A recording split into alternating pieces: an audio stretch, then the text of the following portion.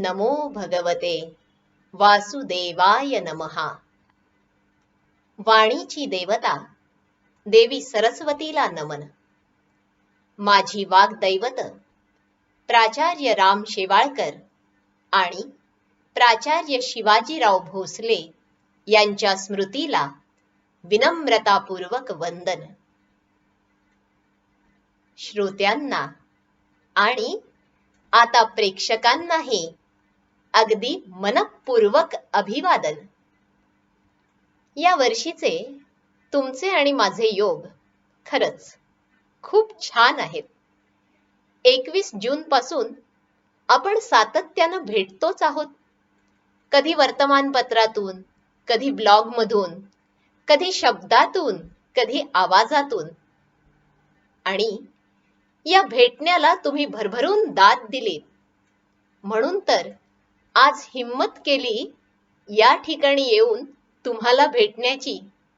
म्हणून काहीही बोलण्यापूर्वी, काहीही सांगण्यापूर्वी आपल्या सगळ्यांना अभिवादन। 15 ऑगस्ट 2021 भारतीय स्वातंत्र्याचं अमृत महोत्सवी वर्ष सुरू होत आहे। आपल्या सगळ्यांच्या मनामध्ये एक आनंदाची उर्मी आहे। जे काही घडून गेलं, होऊन गेलं, त्याचा अभिमान आहे। आपल्या देशासाठी प्राणार्पण करणारे क्रांतिकारक, सर्वस्व समर्पित करणारे स्वातंत्र्य सैनिक, भारताच्या प्रगतीसाठी अहोरात्र झटणारे वेगवेगळ्या क्षेत्रातले तज्ञ, शास्त्रज्ञ, कलावंत, या सगळ्यांचं आपल्याला स्मरण होणं स्वाभाविक आहे। श्री अरविंद केंद्राच्या माध्यमातून या व्याख्यानाच्या द्वारे आपल्यापर्यंत पोहोचताना मनाला कोण समाधान मिळत आहे म्हणून सांगू? खरं तर YouTube वरून व्याख्यान देणं हे काही नवल राहिलेलं नाही। माझ्या पुढेही अनेक संधी आल्या होत्या, पण माहित नाही, मनानं एकही संधी स्वीकारली नाही। आणि आज 15 ऑगस्ट रोजी भारतीय स्वातंत्र्याच्या अमृत महोत्सवाच्या दिनी आणि श्री अरविंद यांच्या जन्मदिनी, त्यांच्या 150व्या जयंतीनिमित्त आपल्याला भेटताना मनामध्ये अपार आनंद दाटलेला आहे।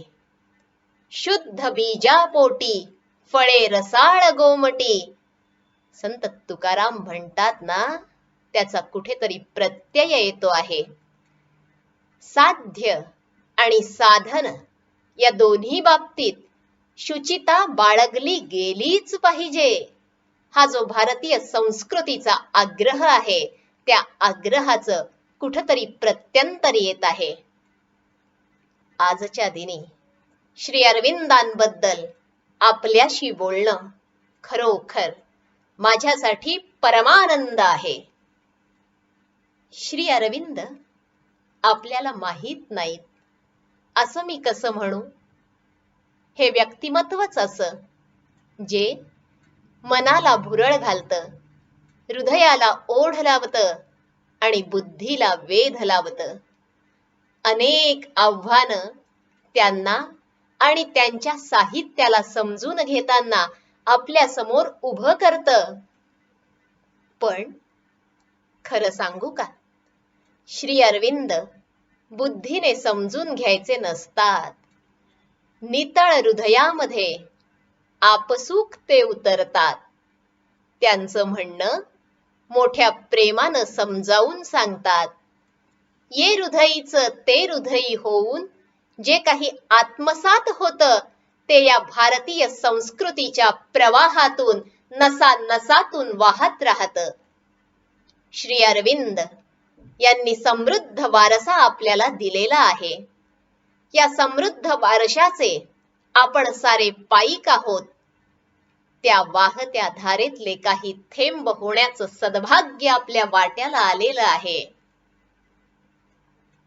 हे स्वातंत्र्याचं अमृत महोत्सवी वर्ष मला आगळं वेगळं वाटतं, कारण भारतीय स्वातंत्र्याला एक व्यापक अर्थ प्रदान करणाऱ्या, भारताची समृद्धता खऱ्या अर्थानं वाढवणाऱ्या, भारताच्या मूळ स्वभावाला अधिक सघनपणे अनुभवणाऱ्या आणि तो अनुभव अत्यंत आत्मविश्वासानं व्यक्त करत जगाला दिशा देण्याची ताकद ठेवणाऱ्या श्री अरविंद घोष यांच्या 150व्या जयंतीला आज प्रारंभ होत आहे. 15 ऑगस्ट 1872 रोजी स्वर्णलता देवी आणि कृष्णधन घोष यांच्या या सुपुत्राचा जन्म झाला. बौद्धिक दृष्ट्या ज्याला वैभवशाली असा वारसा म्हणावा, हा वारसा श्री अरविंद यांना घरातूनच लाभला.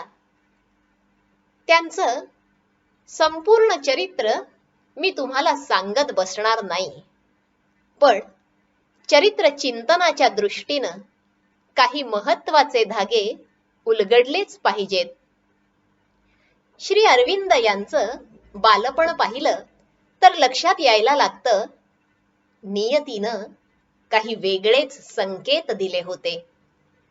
त्यांचे वडील कृष्णधन घोष यांनी परदेशामध्ये जाऊन शिक्षण घेतलं आणि या परदेशी जीवनाची त्यांना जणू भुरळ पडली. मी माझ्या पदव्युत्तर शिक्षणात जे वातावरण अनुभवलं ते माझ्या मुलांच्या जीवनाचा अविभाज्य भाग झाला पाहिजे. माझी मुलं या वातावरणात वाढली पाहिजेत. भारतातल्या दारिद्र्याचा, अभावाचा, अंधश्रद्धेचा यांना स्पर्शही होऊ नये अशा एका विलक्षण मनीषेनं, कधी कधी वाटतं अट्टहासानं, डॉक्टर कृष्णधन घोष यांनी पावलं उचलली. वास्तविक पाहता ऋषितुल्य व्यक्तिमत्व राजनारायण बोस, श्री अरविंद यांचे आजोबा, स्वर्णलता देवींचे पिता यांनी कृष्णधन घोषांना वेळीच सावध करण्याचा प्रयत्न केला, पण माहितीच्या वेडानं अनुभवाच्या शहाणपणाला नाकारलं आणि श्री अरविंदांचं संपूर्ण बालपण गेलं पाश्चिमात्य वातावरणामध्ये.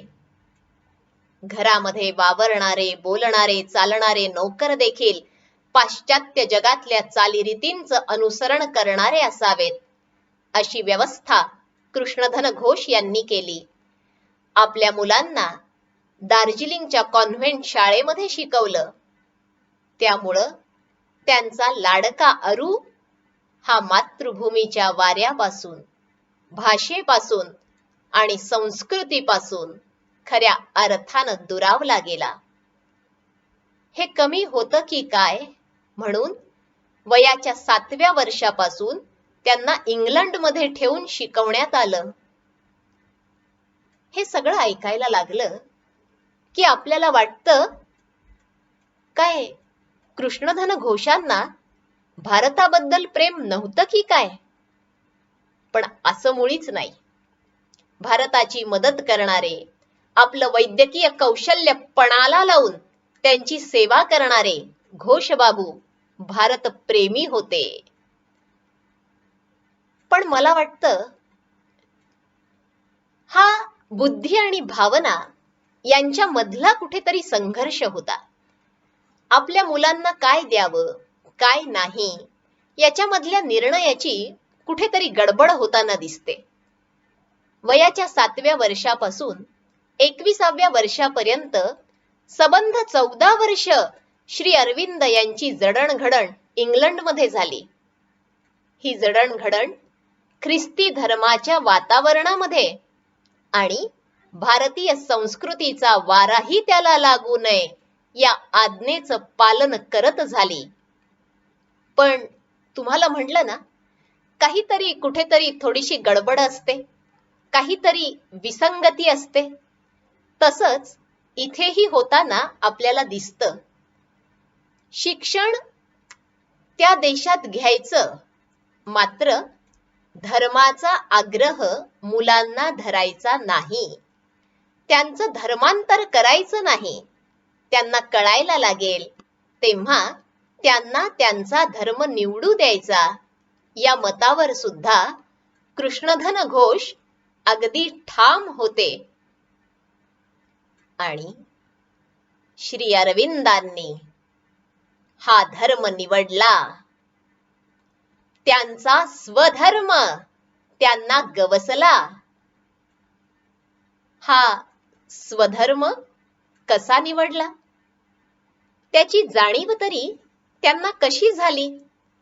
आणि काय तो स्वधर्म तुमच्या आमच्या हिंदू, मुस्लिम, शीख, ख्रिश्चन या संकुचित संकल्पनांमध्ये बसणारा होता का? मुळीच नाही. म्हणून मी तुम्हाला सुरुवातीलाच म्हणाले, भारतीय स्वातंत्र्याच्या, भारतीय संस्कृतीच्या संकल्पनांना विशाल असा अर्थ प्राप्त करून देणारे श्री अरविंद फार आगळं वेगळं व्यक्तिमत्व आहे. आणि खरं सांगू का, संस्कृतीला धर्माचा हाच अर्थ अभिप्रेत आहे. तो अर्थ समजून घेण्याची ताकद व्यक्तिमत्वामध्ये कमवावी लागते. आणि ही ताकद श्री अरविंदांनी कमावलेली होती. ती त्यांच्यावर झालेली केवळ दैवी कृपा होती अशातला भाग नाही. प्रयत्नांच्या परिकाष्ठेचा यज्ञ या माणसानं केला आणि त्याचं परिणाम स्वरूप असलेलं म्हणून त्यांचं अवघं जीवन जाणून घ्यावं लागतं. पाश्चात्य देशांमध्ये असताना अनेकविध भाषांचा, साहित्याचा, शास्त्रांचा अभ्यास घडला. इंग्रजी, फ्रेंच, ग्रीक, लॅटिन या संस्कृतींची ओळख झाली.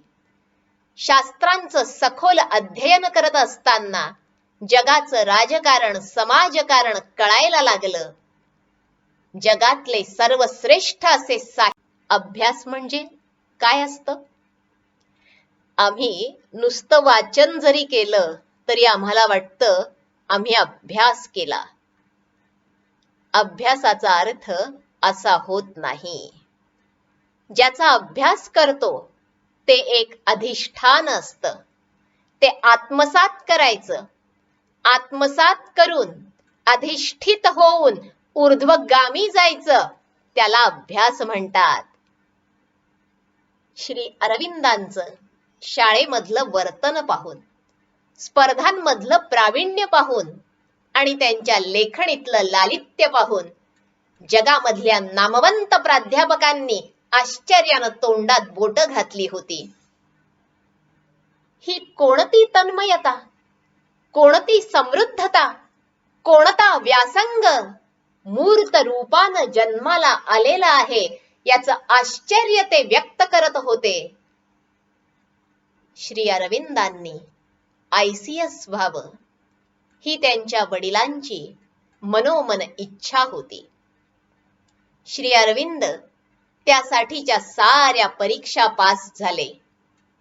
पण इंग्रजांची गुलामगिरी करायची नाही असला आणि शेवटची घोडेस्वारीची परीक्षा टाळून ICS पद त्यांनी नाकारलं. भारतात येऊन बडोद्याचे महाराज सयाजीराव गायकवाड यांच्याकडे त्यांनी अल्प वेतनावर चाकरी स्वीकारली. यामध्ये तत्वनिष्ठेशी प्रतारणा नव्हती, तर गुणग्राहक राजर्षींची सेवा होती. इथूनच पुढे त्यांनी प्राध्यापक, व्यासंगी अभ्यासक, लेखक, कवी, संपादक, मुत्सद्दी राजकारणी, लोकनेता, क्रांतिकारक अशा अनेक भूमिका निभावल्या. श्री अरविंद यांच्या राजकारणाबद्दलच्या काही निष्ठा होत्या. भारत देश ही पुण्यभूमी आहे, ती पारमार्थिकांचं आश्रयस्थान आहे. भारताचं स्वातंत्र्य ही त्यांना आंतरराष्ट्रीय आवश्यकता वाटत होती. भारताचं स्वातंत्र्य हे आशियाच्या उत्थानासाठी आणि आशियाचं उत्थान मानवी कल्याणासाठी, ईश्वरनिष्ठांच्या संरक्षणासाठी आणि जीवनमूल्यांच्या संवर्धनासाठी त्यांना नितांत आवश्यक वाटत होतं. एक युगपुरुष होते. त्यांनी राजकारणाला देशकारणाचं, देशकारणाला धर्मकारणाचं आणि धर्मकारणाला विश्व कल्याणाचं रूप दिलं. त्यांची राजनीती समकालीन विचारवंतांहून भिन्न होती. श्री अरविंदांनी त्यांच्या कारकिर्दीमध्ये सशस्त्र लढ्याचा, जहाल भूमिकेचा पुरस्कार केलेला दिसतो.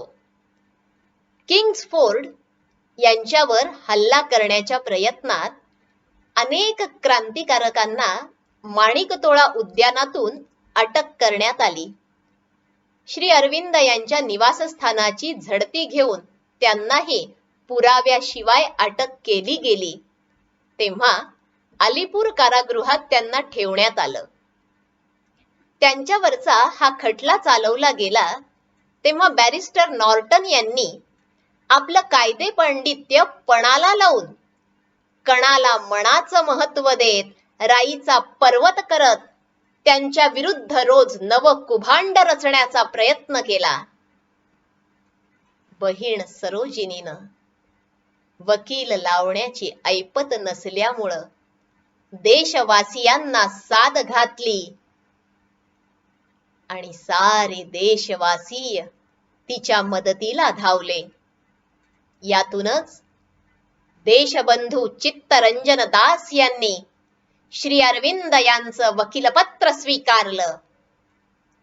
बॅरिस्टर चित्तरंजन दास यांनी श्री अरविंद यांच्या बचावासाठी केलेलं भाषण न्यायालयात 8 दिवस चाललं. नियतीच्या न्यायालयात उभा असणारा हा देवदूत अंधारातून वाटचाल करणाऱ्या मानवजातीला मार्गदर्शन करणारा दीपस्तंभ आहे, असा निर्वाळा त्यांनी दिला. ते म्हणाले, एक दिवस हा वणवा विझेल, वादळ शमेल, कोलाहल विरेल, मग मागे उरेल ती एका प्रेषिताची प्रतिमा, मायभूमीचं महिमान गाणारा महाकवी, राष्ट्रधर्माचा प्रभावी प्रवक्ता आणि प्रणेता, मानव कुलाचा मुक्तिदाता. या नात्यानं या पुण्य पुरुषाचं स्मरण घरोघर होईल.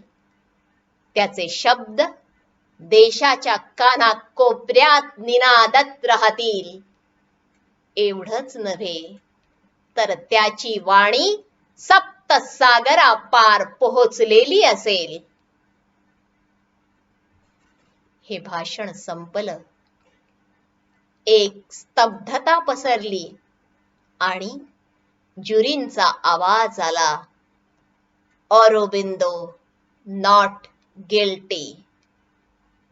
आणि श्री अरविंद निर्दोष सुटले.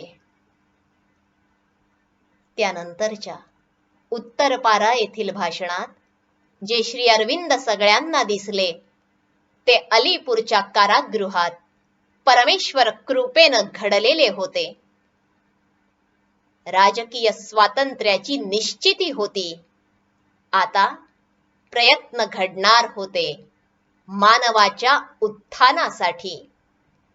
पॉंडिचेरी येथील प्रदीर्घ साधना म्हणजे मानवतेचा प्रवास होता महामानवाच्या दिशेनं, जो सावित्री या महाकाव्यातून शब्दबद्ध झालेला आहे. सारच कसं स्तिमित करणार.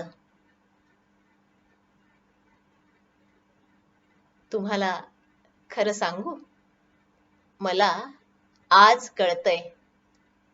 बोरीकर सर नेहमी असं का म्हणायचे? ते म्हणायचे की तुम्ही मुलं भाग्यवंत आहात. तुम्हाला श्रद्धा ठेवण्यासाठी श्री अरविंद आहेत. बोरीकर सर म्हणजे सरस्वती भुवन शिक्षण संस्थेचे माजी अध्यक्ष. सर, आज तुम्ही प्रत्यक्ष असताना तर तुम्हाला आनंद वाटला असता, कारण तुमची इच्छा होती सरस्वती भुवन ज्ञानपीठ व्हावं. सरस्वती भुवन शिक्षण संस्था आपल्या नव्या दमदार पावलांनी कार्यरत आहेच. मात्र तुमच्या सरस्वती भुवन कला आणि वाणिज्य महाविद्यालयाचे माजी विद्यार्थी श्री अरविंद यांच्या सेवेत या ठिकाणी कार्यरत आहेत आणि 150व्या जयंती वर्षानिमित्त एका ज्ञानयज्ञाचा संकल्प त्यांनी सोडलेला आहे. सरस्वती भुवन वेगवेगळ्या रूपानं जगाच्या पातळीवर जाणारं ज्ञानपीठ होईल, यात शंका नसावी. हा ज्ञानयज्ञ खऱ्या अर्थानं नॉलेज बेस्ड सोसायटी निर्माण करणारा व्हावा, अशी प्रार्थना आम्ही करतो. सर, आपल्या स्मृतीला विनम्र अभिवादन. प्रिय बंधू भगिनींनो, खऱ्या अर्थानं नॉलेज बेस्ड सोसायटी निर्माण होणार आहे केवळ आणि केवळ तुमच्याच सहकार्यामुळे. श्री अरविंदांचं चरित्र पाहिलं तर जनशक्तीवरचा विश्वास त्यांनी ठायी ठायी व्यक्त केलेला दिसून येतो. आता वेळ आली आहे हा विश्वास आपण सार्थ ठरवण्याची. भारताला फार काही वेगळं करण्याची गरज नाही, फक्त आवश्यकता आहे या देशानं स्वस्वरूपाचं स्मरण करून पुन्हा एकदा भारत होण्याची. हे कार्य म्हणजे ज्ञान, कर्म आणि भक्ती यांचा सुरेख संगम आहे. तेव्हा या कार्यात सहभाग घेण्यासाठी, योगदान देण्यासाठी तुम्ही निमंत्रित आहात. आम्ही तुम्हाला भेटत राहणार आहोत.